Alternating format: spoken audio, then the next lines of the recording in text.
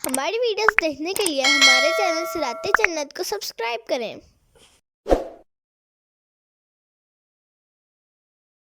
سورہ حامیم السجدہ۔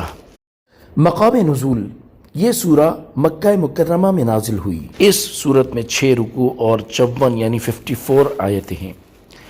اس سورت کا ایک نام حامیم السجدہ ہے، اور حامیم کہنے کی وجہ یہ ہے کہ اس سورت کی ابتدا حامیم سے ہوئی، اور السجدہ کہنے کی وجہ یہ ہے کہ اس کی آیت نمبر 38 آیت سجدہ ہے، اور حامیم السجدہ کہنے کی وجہ سے یہ سورت حامیم سے شروع ہونے والی دیگر سورتوں سے ممتاز ہو گئی۔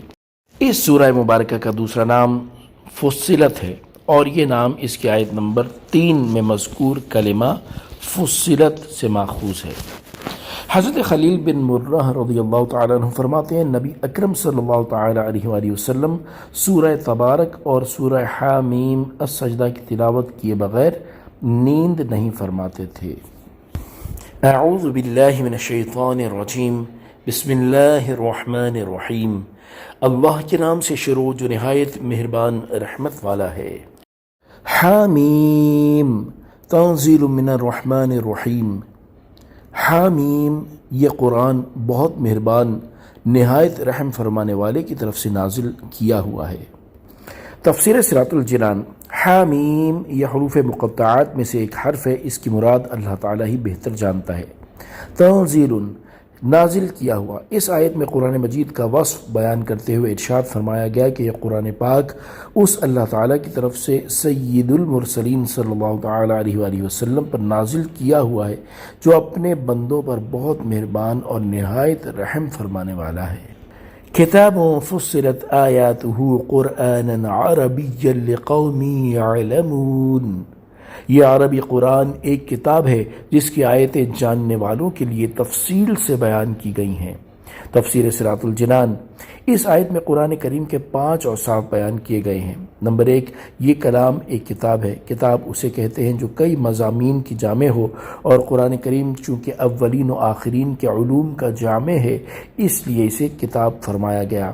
نمبر 2، اس کلام کی آیتیں تفصیل سے بیان کی گئی ہیں، یعنی قرآن پاک کی آیتیں مختلف اقسام کی ہیں، جن میں احکام، مثالوں، وعظ و نصیحت، وعدہ اور وعید وغیرہ کو تفصیل کے ساتھ بیان کیا گیا ہے۔ نمبر 3، یہ کلام قرآن ہے۔ یہ ایسا کلام ہے جسے دنیا میں سب سے زیادہ پڑھا جاتا ہے، اور اس کی آیتیں باہم مربوط اور ملی ہوئی ہیں، نیز یہ بندوں کو خدا سے ملا دیتا ہے۔ نمبر 4، اس کلام کی زبان عربی ہے۔ اس سے معلوم ہوا کہ عربی زبان بہت فضیلت اور اہمیت کی حامل ہے، اور یہ بھی معلوم ہوا کہ قرآن مجید کا ترجمہ قرآن نہیں، لہذا نماز میں صرف ترجمہ پڑھ لینے سے نماز نہ ہوگی۔